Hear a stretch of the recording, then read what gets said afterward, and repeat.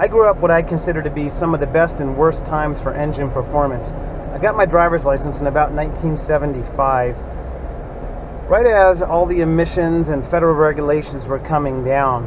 But prior to that, in the late 60s and early 70s, we were seeing all sorts of muscle cars and even luxury cars with a lot of horsepower.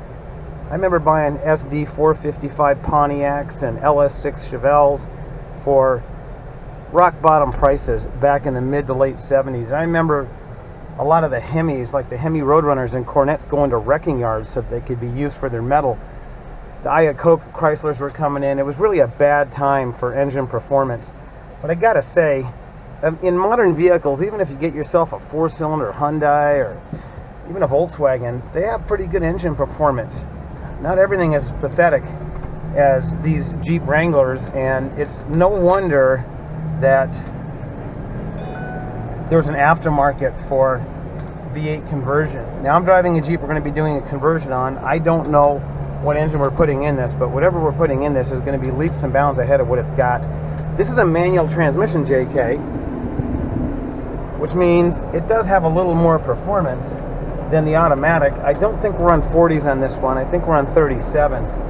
But it is so woefully lacking on horsepower, it's almost a danger in my opinion. I don't know how you can negotiate driving on the highway with something this slow. And this is a Pentastar 3.6 JK with a manual transmission. So I don't do videos normally prior to the swap. You always see me after the swap talking about how well it runs.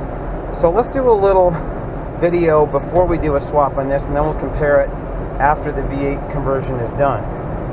This Jeep does have some pretty steep gears in it. I'm in 6th gear right now, and you can see that I'm at over 2,000 RPM at 50 miles an hour. In fact, we're about 3,000 RPM at 70 if I remember. At first you say, well, maybe there's something wrong with this JK. However, there are no lights on the dash. It's running pretty smooth. I don't see any indication that there's anything wrong with this JK. Let's just do a standard freeway on-ramp test, and then once we get on the highway, let's do, let's say, a 40 or 50 mile an hour to 70 mile an hour acceleration in high gear. That's pretty much standard. If you're on the highway and you got to accelerate around a slow car, that's a pretty good indicator of the performance of the vehicle. I think part of it is I drive so many of these JKs with V8s that you get accustomed to that because that becomes the norm. Then when you get back into something with a V6, it's just so woefully pathetic that it makes you go back and say, this is why I did my V8 conversion. I think the manual is a little sportier than the automatic. Alright, let's start off with a 2nd gear start. So we're in 2nd right now. Here we go. Wide open throttle. 3rd gear. Wide open.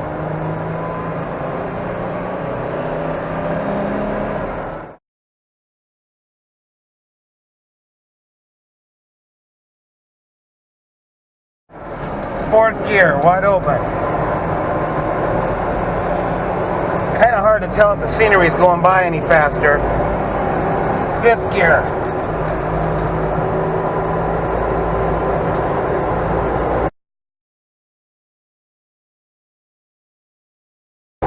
'68, 6th gear.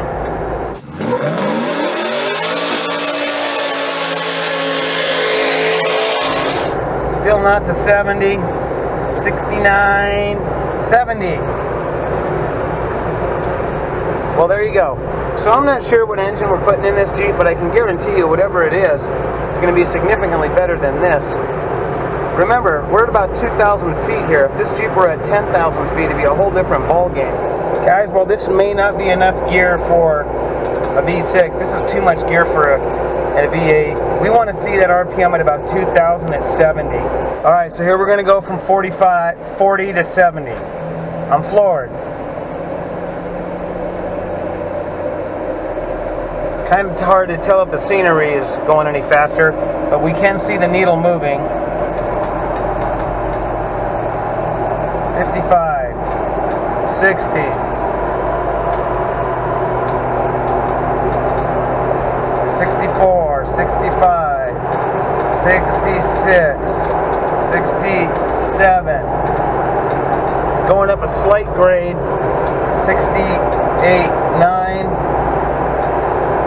70. That was wide open throttle, guys. Let's do a comparison when we get the V8 in it.